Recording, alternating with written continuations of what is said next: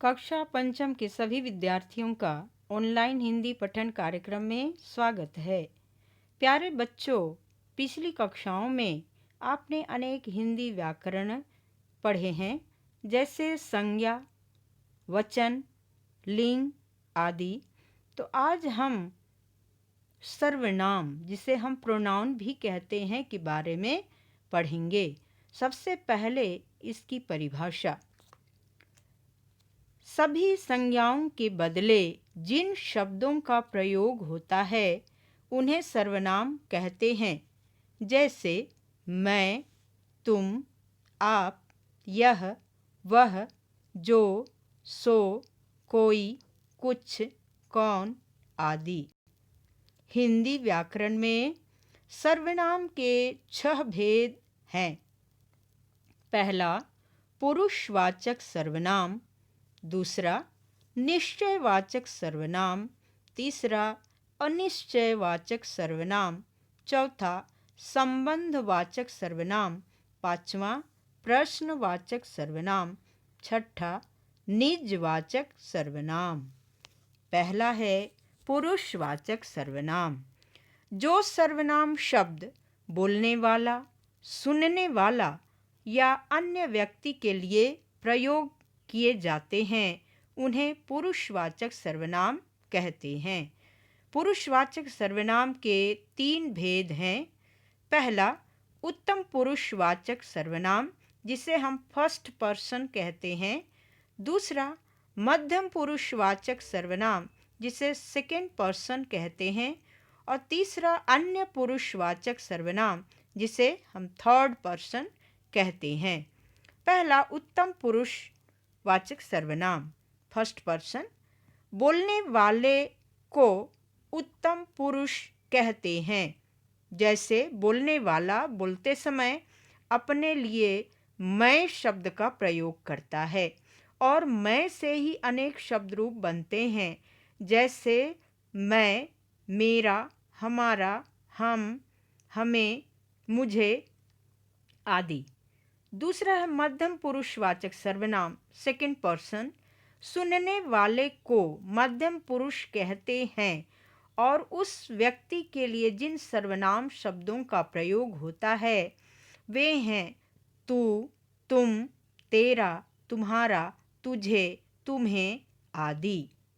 तीसरा, अन्य पुरुषवाचक सर्वनाम अर्थात थर्ड पर्सन, जिसके विषय में कहा जाए उसे अन्य पुरुषवाचक सर्वनाम कहते हैं और उस अन्य पुरुषवाचक के लिए जिन सर्वनाम शब्दों का प्रयोग होता है वे हैं वह, अर्थात वह शब्द रूप से बनने वाले शब्द, जैसे वह, वे, उसे, आप, उन्हें आदि।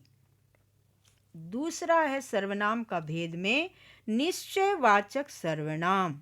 जिन सर्वनाम शब्दों से किसी निश्चित व्यक्ति या वस्तु का बोध हो उसे निश्चयवाचक सर्वनाम कहते हैं। जैसे हम यहाँ पास के व्यक्ति या पास के वस्तु के लिए प्रयोग करते हैं, वह सर्वनाम शब्द है यह, ये। जैसे हम कहते हैं यह पुस्तक है, ये पुस्तकें हैं। उसी तरह दूर के व्यक्ति या दूर की वस्तु के लिए भी हम जिन सर्वनामों का प्रयोग करते हैं वह है वह, वे, अर्थात वह मेरी बहन है, वे लड़के हैं। तो इस तरह से ये निश्चयवाचक सर्वनाम है। तीसरा, अनिश्चयवाचक सर्वनाम। जिस सर्वनाम शब्द से किसी निश्चित व्यक्ति या निश्चित वस्तु का बोध न हो उसे अनिश्चयवाचक सर्वनाम कहते हैं। जैसे कोई, कुछ आदि। जैसे हम कहते हैं कोई आया है, तो यहाँ कोई शब्द से किसी निश्चित व्यक्ति के बारे में पता नहीं चलता है। उसी तरह दूध में कुछ गिरा है, तो इसमें कुछ शब्द से किसी विशेष व्यक्ति के बारे में, विशेष चीज के बारे में पता नहीं चलता है। चौथा है संबंधवाचक सर्वनाम। जिस सर्वनाम शब्द से वाक्य में संज्ञा के साथ अन्य शब्दों का संबंध जोड़ा जाए उन्हें संबंधवाचक सर्वनाम कहते हैं। जैसे जो करेगा सो भरेगा, जैसी करनी वैसी भरनी, जिसकी लाठी उसकी भैंस। यहाँ जो और सो ये करेगा और भरेगा ये दो शब्दों को जोड़ रहे हैं। उसी तरह करनी और भरनी जैसी और वैसी के द्वारा जोड़े जा रहे हैं। उसी तरह लाठी और भैंस को जिसकी और उसकी ये दो सर्वनाम शब्दों से जोड़ रहे हैं, अर्थात ये संबंधवाचक सर्वनाम के उदाहरण हैं। नंबर 5वां, प्रश्नवाचक सर्वनाम।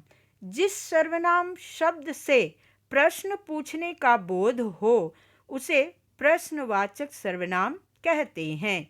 जैसे बाहर कौन खड़ा है, टोकरी में क्या है।